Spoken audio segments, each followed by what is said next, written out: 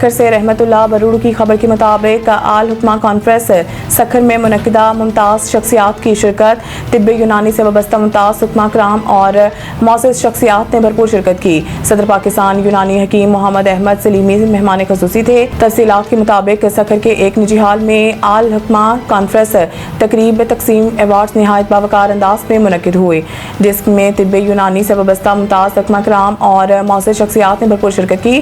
تقریب کے مہمان خصوصی صدر پاکستان یونانی حکمہ محمد احمد سلیمی تھے، جبکہ میزبانی حکیم ابن الحکیم عبدالحفیظ سدھائیو اور حکیم حبیب الرحمان نے کی۔ اس موقع پر شعبہ طب میں نمایاں خدمات انجام دینے والی شخصیات کو خصوصی ایوارڈ سے نوازا گیا، جبکہ مرحوم حکیم شفیع محمد اختر سدھائیو کے نام سے منسوب ایوارڈ بھی پیش کیا گیا۔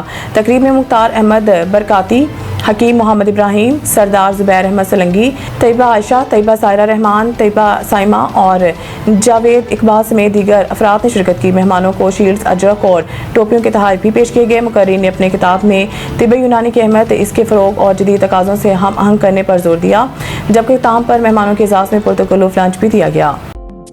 سعید انٹرنیشنل ہسپتال، معیاری علاج، جدید سہولیات اور بہترین نگہداشت سب ایک ہی جگہ۔ Saeed international hospital, modern, affordable, compassionate health care in the heart of G11 Islamabad. 0331 111 0675